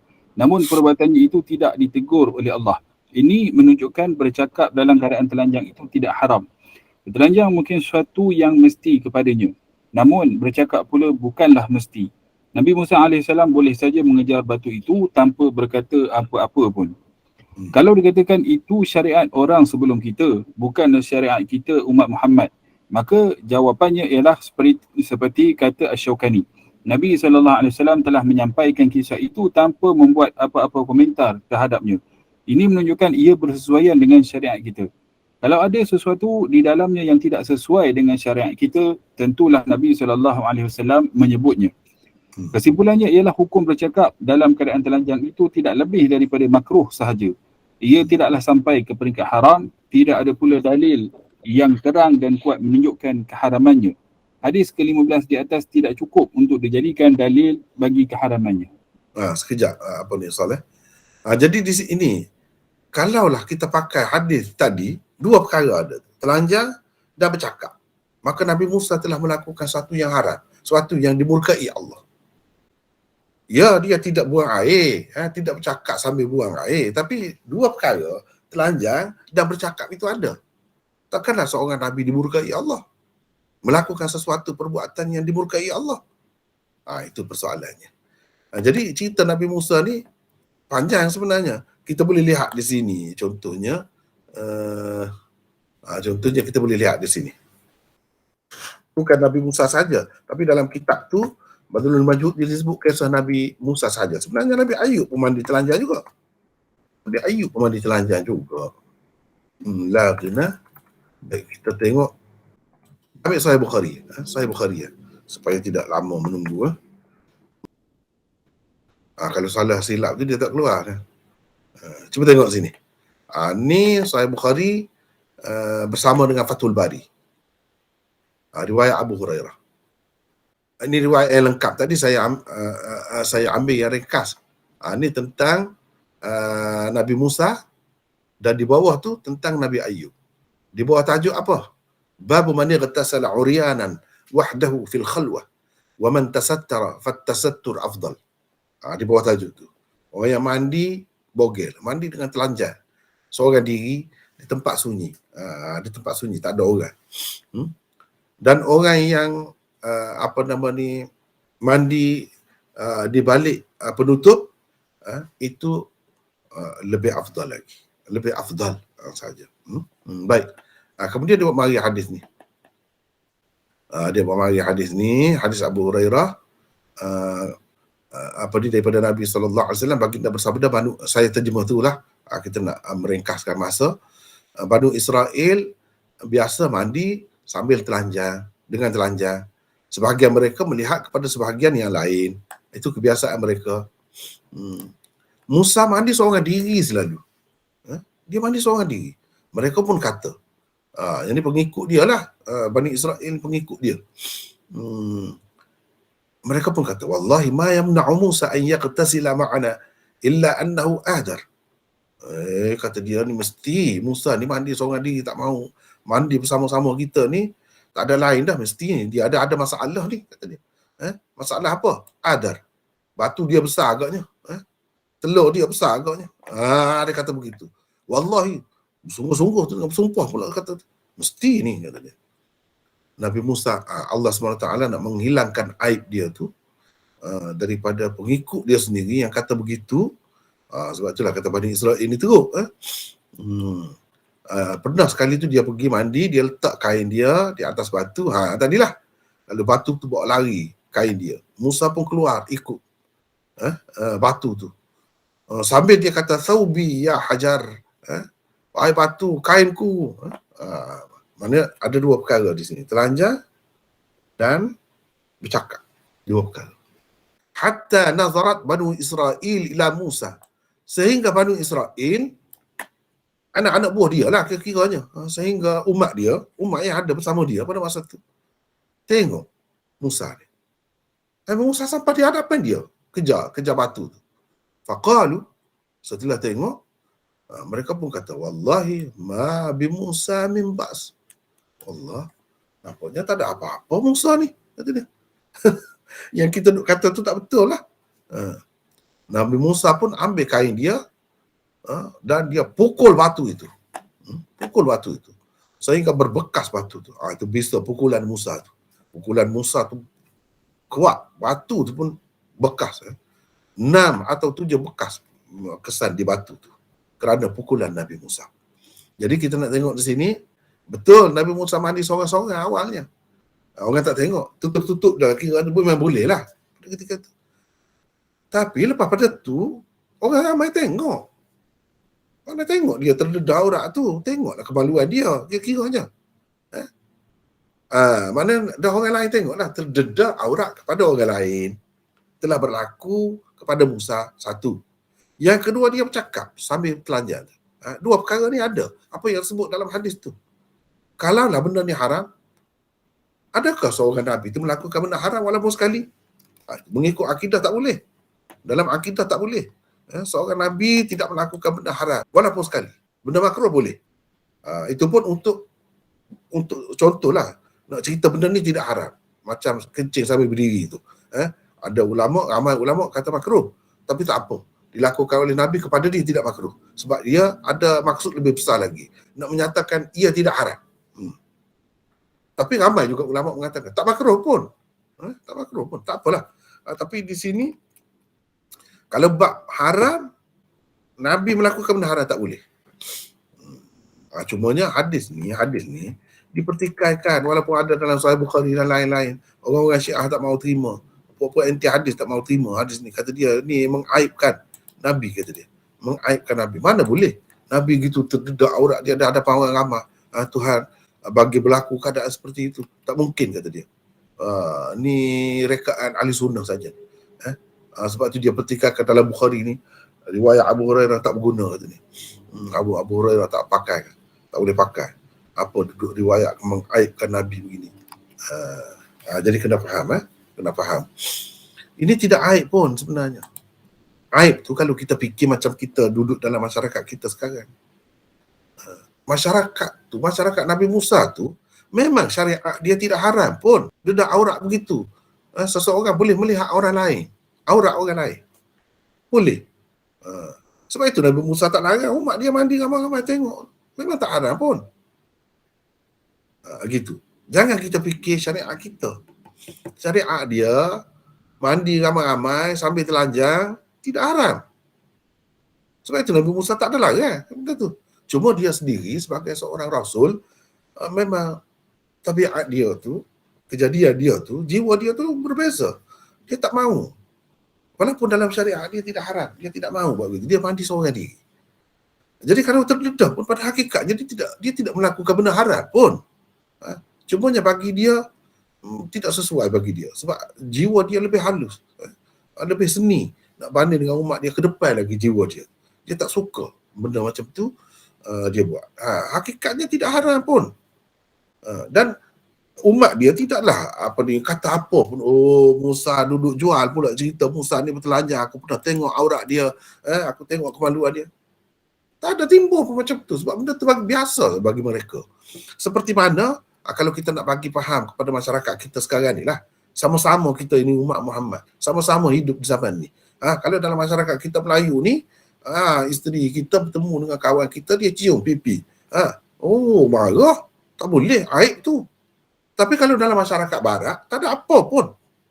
Tak ada benda yang nak diaibkan, nak diviralkan. Tak perlu. Tak ada orang terima pun. Oh, aku cium isteri dia, tengok gambar ni. Malulah. Tak ada pun bagi mereka. Biasa saja. Apatah lagi kalau bersalaman, salam, shake hand tu. Kalau cium pun tak ada apa pun kepada mereka. Kalau dia nak mengaibkan seseorang dengan alasan itu, orang tak terima. Orang kata teruk dia ni.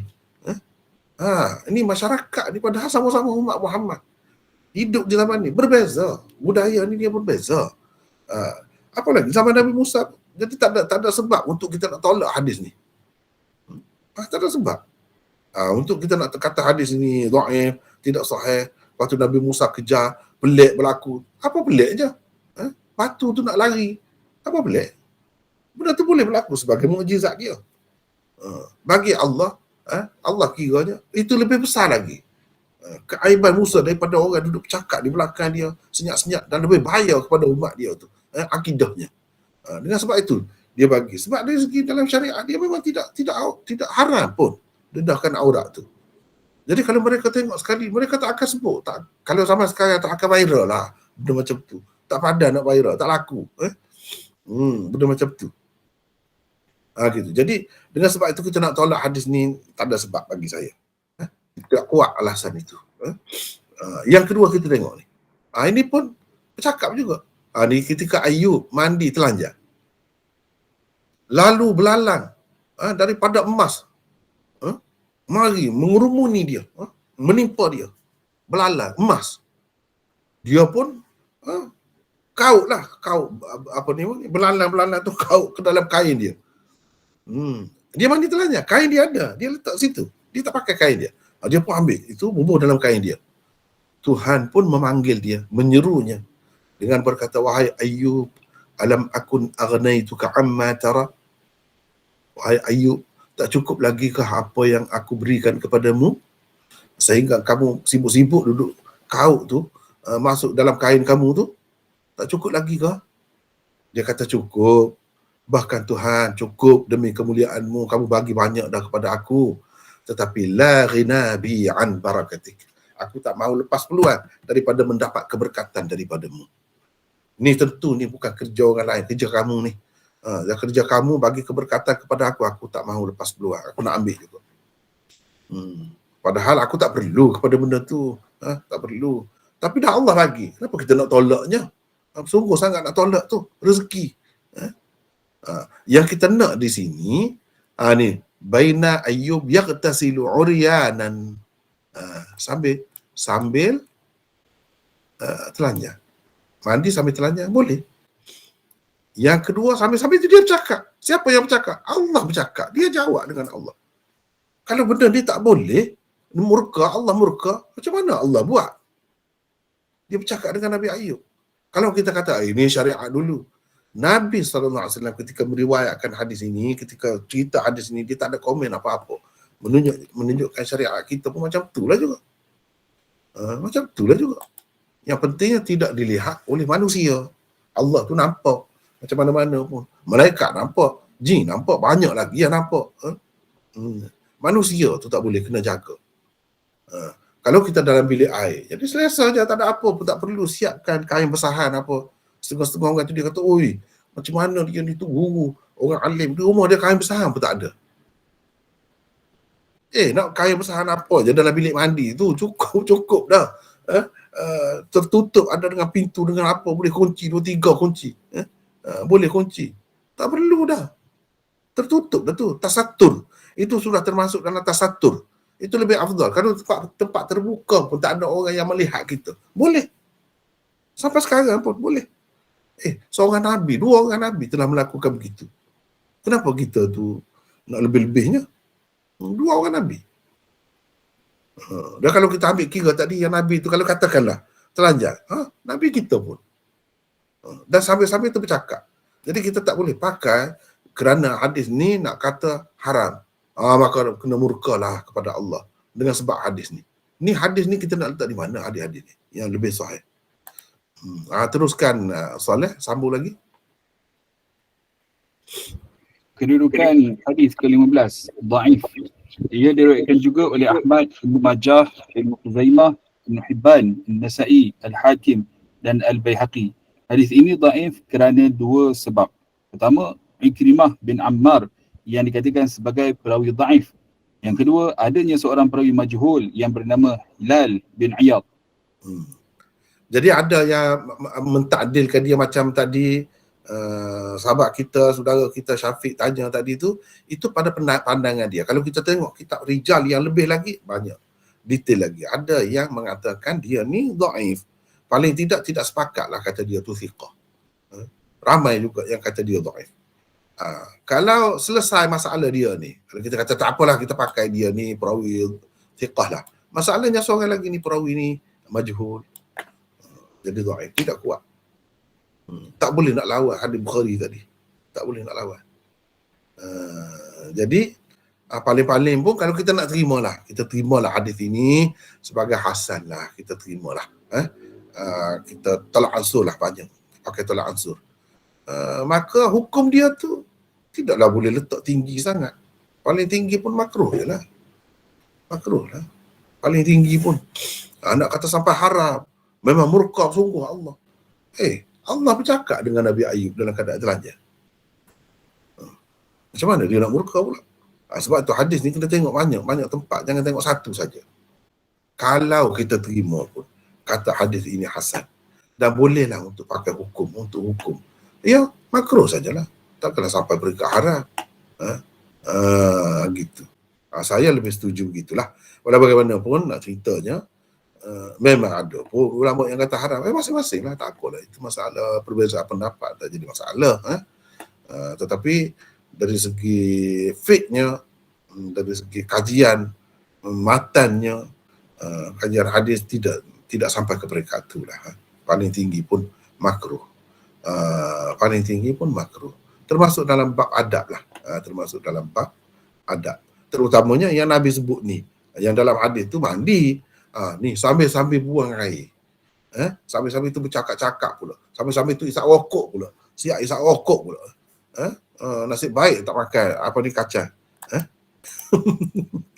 Tak makan kacang ketika tu. Macam-macam manusia ni boleh buat. Itu memanglah lebih-lebih lagi lah makruhnya. Lebih-lebih lagi lah berat tak sesuainya dengan orang Islam. Itu memanglah, kita kata adab tu memanglah. Tapi nak kata sampai ke peringkat haram, sampai dimurkai, tak boleh. Tak sampai ke situ lah bendanya. Wallahu a'lam. Nampaknya setakat itulah dulu untuk malam ni. Boleh? Jelas? Keadaan tak jelas? Ada satu lagi tu Maulana. Ya, mana? Abu Daud berkata tu. Oh, Abu Daud berkata. Mana Abu Daud? Ni Abu Daud berkata ni. Pasal dia duduk belakang sikit. 106. Boleh Soleh baca? Maulana 106. Maksud kata Abu Daud ini ialah hadis ke-15 melalui saluran riwayat Ikrimah bin Ammar itu dhaif.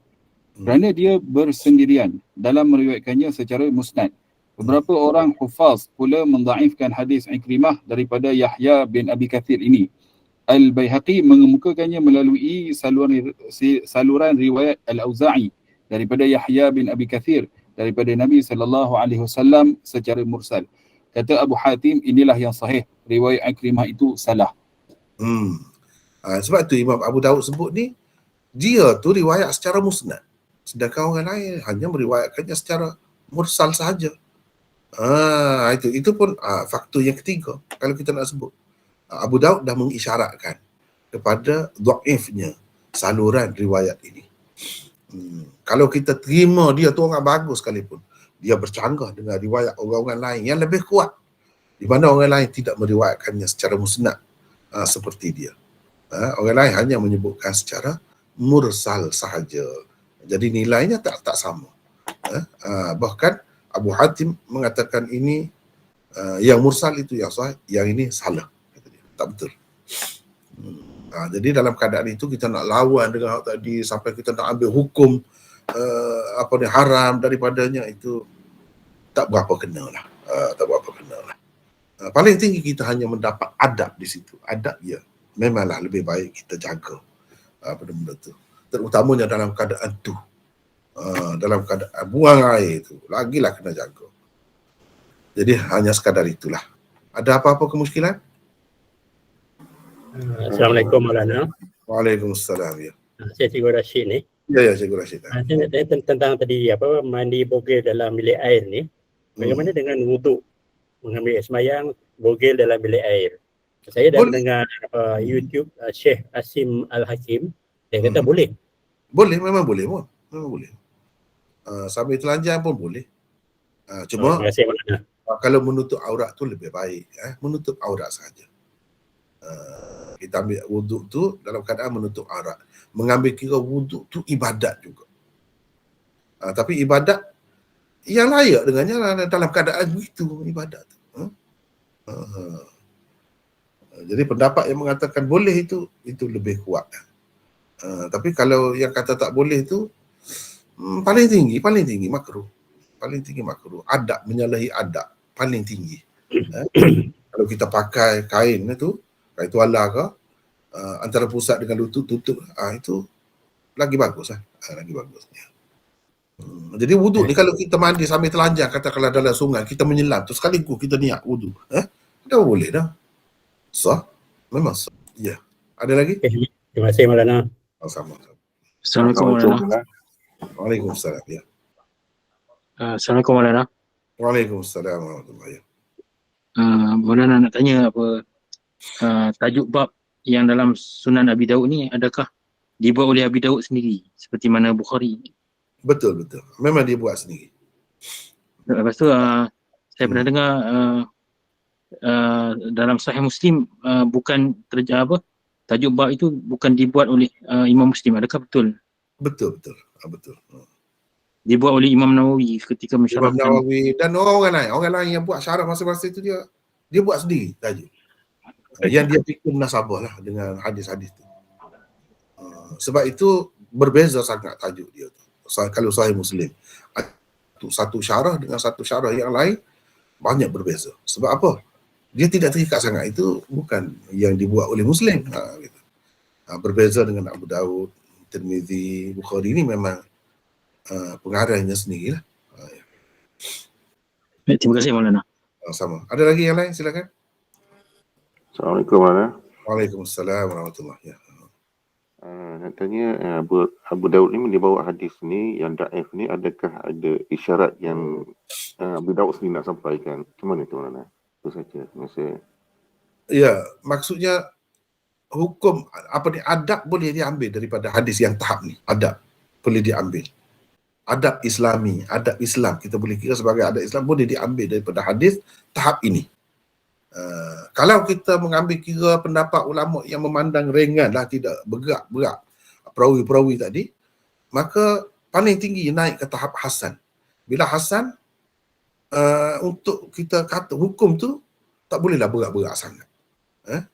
Tak bolehlah berat-berat sangat, apalagi bercanggah dengan hadis yang lebih sahih banyak. Jadi dengan sebab itu paling tinggi kita kata makruh. Gitu sajalah. Sebab itulah Imam Abu Daud nak cerita perbezaan pendapat ulama tu kerana perbezaan pandangan mereka dalam menilai hadis tu. Itu salah satu faktor yang penting. Orang ni menilai dhaif, maka kata dia tak boleh guna dah untuk hukum. Nak kata makruh apa tak boleh. Kalau nak kata pun kena hadis lain. Tak boleh hadis ni. Tapi bagi orang yang memandang dia tidaklah rendah sangat, boleh lagi diterima untuk perkara tertentu, dia kata boleh ambil adab boleh daripada hadis seperti ini. Tapi sampai nak bercanggah dengan hadis lain tak boleh. Itulah isyarat dianya. Jadi saya rasa setakat itulah dulu ya untuk malam ini. Dan nampaknya mengikut yang saya maklum lah, wallahualam, tak tahu, takut ada perubahan ke apa, nanti kita tengok kemudian lah. Setakat yang saya maklumnya nampaknya kelas ni yang terakhir kita. Sebabnya bulan depan tu dah puasa. Bulan puasa sebagaimana biasa kita tak ada kelas ni. Cuma saya tu tetap ada kelas lain lah. Biasanya kita buat daurah tafsir. Dan daurah tafsir tu bolehlah, mana sahabat-sahabat sekalian nak tu sepanjang bulan puasa tu 30 hari. Kita start sebelum puasa lagi, daurah tafsir. Saya kalau bulan puasa saya lebih tumpu kepada Quran. Quran. Mengajar pun banyak berkait dengan Quran, tulis pun banyak berkait dengan Quran. Khusus untuk itu. Bulan puasa. Jadi kalau nak turut, boleh juga, saya rasa ada lah, live pun ada juga, insyaAllah. Seperti rakaman yang lepas pun dah ada dah sebenarnya, boleh tengok yang tu pun boleh. Jadi bulan puasa ni gitulah. Sampai saya rasa bulan 4 tu. Lepas raya tu mungkin minggu ketiga tu baru kita mula pula kelas ni. Wallahualam, saya tak pasti tu, tengok. Tanya admin lah macam mana. Ada nota ke malahnya? Ya? Ada nota ke yang daurah tu? Ada, insyaAllah, ada. Nota tu dah siap dah. Kalau nak hubungi Muawiyah lah, anak saya. Ada nombor dia kan, dia pun salah seorang admin juga. Boleh dapat daripada dia.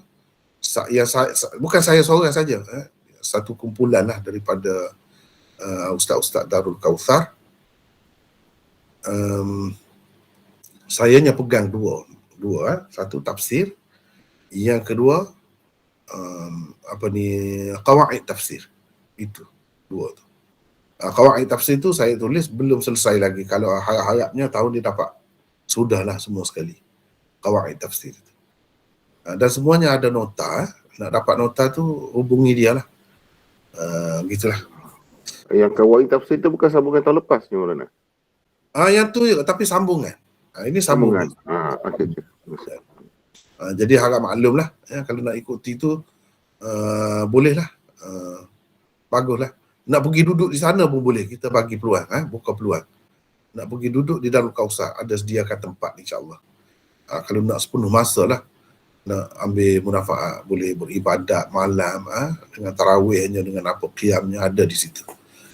Itu kena berhubung dengan inilah jawatan kuasa bahagian daurah tafsir Darul Kautsar.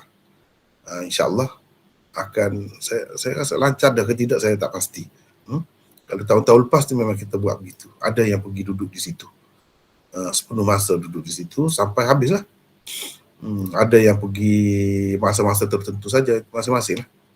Ada yang tengok live yang tak boleh pergi kan, ikuti secara live sajalah. Jadi sekadar itulah, harap maaf kalau ada salah silap saya dalam kuliah-kuliah saya yang lepas. Dan doakanlah mudah-mudahan Allah SWT berkati ilmu kita dan kita dapat bertemu lagi insyaAllah lepas puasa ini. Wallahu a'lam. Assalamualaikum warahmatullahi wabarakatuh.